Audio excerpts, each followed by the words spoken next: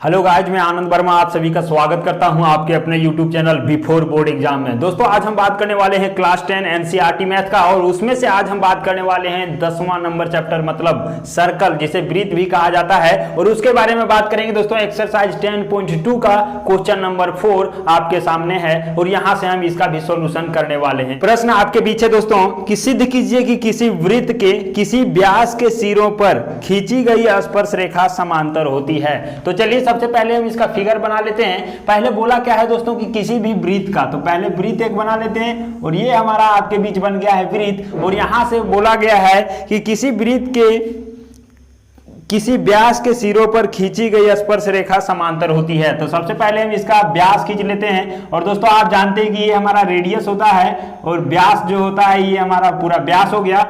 तो यहाँ पे दोस्तों आप देख पाएंगे कि ये हमारा क्या हो गया, किसी भी वृत्त का व्यास हो गया। और यहाँ पे बोला गया है कि व्यास के सिरे पर, तो व्यास का सिरा कौन सा होगा, पहला सिरा ये है और दूसरा सिरा ये है, और दोनों पर स्पर्श रेखा खींचा गया है दोस्तों। तो स्पर्श रेखा आप जानते हैं कि वृत्त का स्पर्श रेखा क्या होता है, तो वृत्त को किसी एक बिंदु पर टच करता है या फिर उसे एक बिंदु पर प्रतिच्छेद करता है, उसी को हम कहते हैं स्पर्श रेखा। तो यहाँ पे आप देख पा रहे हैं कि व्यास के दोनों सिरों पर हमने स्पर्श रेखा डाल दिया है, और क्वेश्चन में बोला गया था दोस्तों कि खींची गई ये जो स्पर्श रेखा है वो समांतर होती है। तो चलते हैं हम इसको हम सिद्ध करेंगे, कैसे ये हमारा होगा ये आप यहाँ पे देख पाएंगे।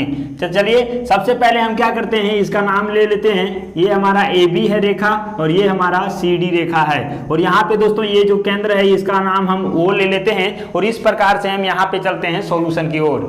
सबसे पहले आप क्वेश्चन को समझ लेंगे दोस्तों। एक वृत्त बोला था, और उसका क्या बोला था, व्यास के दोनों सिरों पर हम स्पर्श रेखा डाल देते हैं, और ये जो स्पर्श रेखा होता है दोनों समांतर। समांतर कहने का अर्थ क्या है कि आप जानते हैं कि दो रेखा तभी समांतर होता है जब इसके बीच का जो दूरी होता है वो हर जगह समान बराबर होता है। जैसे यहाँ पे जितना दूरी है वही दूरी यहाँ पे होगा, और कहीं भी इसके बीच के दूरी को हम मेजर करें दोस्तों तो वो बराबर होगा, तो वो दोनों रेखाएं समांतर हो जाता है। चलते हैं, फिलहाल यहाँ पे हमें जो बनाना है दोस्तों, ये दोनों रेखाओं को समांतर करना है। तो चलते हैं, क्या लिखेंगे सबसे पहले, यहाँ पे हमारा जो दिया हुआ है, क्या क्या दिया है क्या क्या, तो यहाँ पे हम देखें कि ये जो हमारा, इसका नाम ले लेते हैं PQ, ये जो व्यास है, तो PQ बराबर क्या हो जाएगा हमारा, PQ बराबर व्यास हो जाएगा, और वहीं पे O इसका केंद्र है, तो ये तो पता है। और AB और CD क्या है, दो स्पर्श रेखा है ना, तो यहाँ पे लिखेंगे AB और CD स्पर्श रेखा है, स्पर्श रेखा है,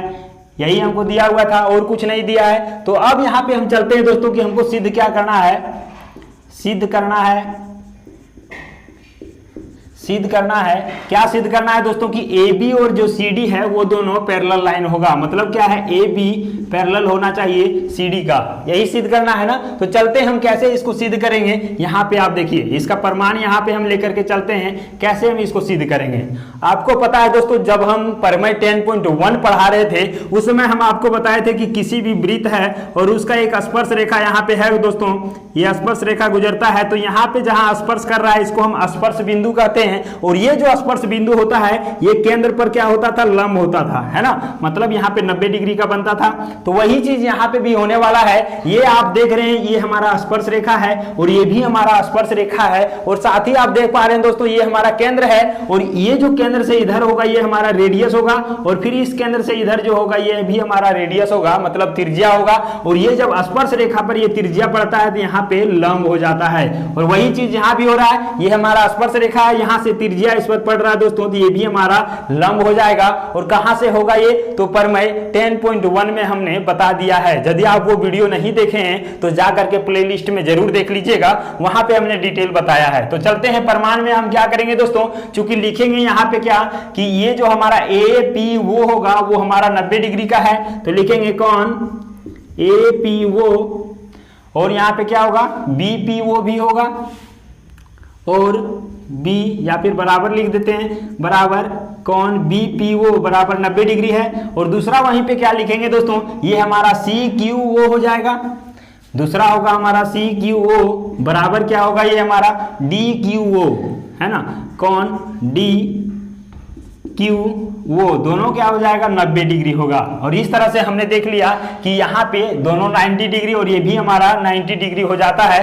तो अब यहाँ पे हम चलते हैं दोस्तों, क्या करना है हमको, जब हम देख रहे हैं कि सभी साइड क्या है, सभी जो कोण है वो हमारा 90 डिग्री का बन रहा है, तो एक चीज आप यहाँ पे गौर करेंगे, जब भी ये हमारा समांतर रेखा होता है तो यहाँ से वो रेखाएं तभी समांतर हो सकता है या फिर इक्वल, जब दोनों ये कोण हमारा एक हो जाता है, जैसे हम एकांतर कोण इसको कहते हैं। और ये जब एकांतर कोण एक हो जाता है दोस्तों, तो वो हमारा क्या हो जाता है, ये हमारा समांतर रेखा में आ जाता है। तो यहाँ पे हम लिखेंगे क्या, लिखेंगे कि एक ही ओर के जो कोण है इसको हम अंतः कोण कहेंगे, लिखेंगे एक ही ओर के